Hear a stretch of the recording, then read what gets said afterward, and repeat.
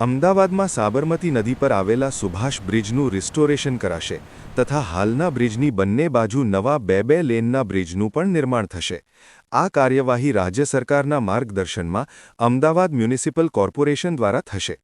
વર્તમાન બ્રિજની સલામતી, ભવિષ્યની ટ્રાફિક માંગ અને લાંબા ગાળાની ઉપયોગિતા ધ્યાનમાં રાખીને 2 ફેઝમાં આ કામગીરી કરાશે। અમદાવાદમાં આરટીઓ અને શાહીબાગને જોડતો વર્ષ 1973માં નિર્મિત સુભાષ બ્રિજ છેલ્લા 52 વર્ષથી કોઈ મોટી તકલીફ વિના કાર્યરત રહ્યો હતો।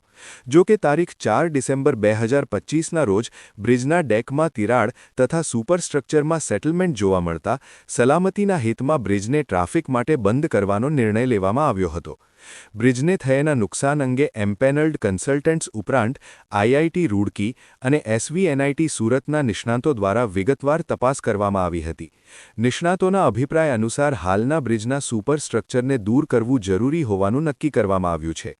શહેરમાં વધતી ટ્રાફિકની માંગને ધ્યાનમાં રાખીને માત્ર રિસ્ટોરેશન સુધી સીમિત ન રહી હાલના બ્રિજની બંને બાજુ વધારાના નવા બ્રિજ બનાવવાની યોજના પણ તૈયાર કરવામાં આવી છે।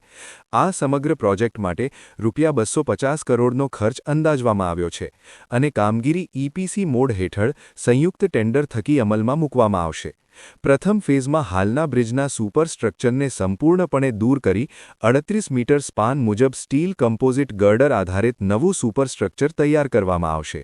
આ કામગીરી માટે હયાત પિયરને માઇક્રો કોન્ક્રીટ દ્વારા જેકેટિંગ કરીને મજબૂત બનાવવામાં આવશે, જેથી નવી રચનાને પૂરતો આધાર મળી રહે।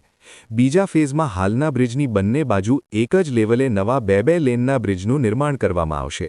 આ માટે ફાઉન્ડેશનથી લઈને સુપરસ્ટ્રક્ચર સુધીની સમગ્ર કામગીરી નવેસરથી કરવાની યોજના તૈયાર કરવામાં આવી છે। આ પ્રોજેક્ટ પૂર્ણ થયા બાદ શહેરના ઉત્તર અને મધ્ય વિસ્તારો વચ્ચેનું ટ્રાફિક દબાણ ઘટશે અને ભવિષ્યની ટ્રાફિક જરૂરિયાતોને પહોંચી વળવા માટે સક્ષમ ઇન્ફ્રાસ્ટ્રક્ચર ઉપલબ્ધ બનશે।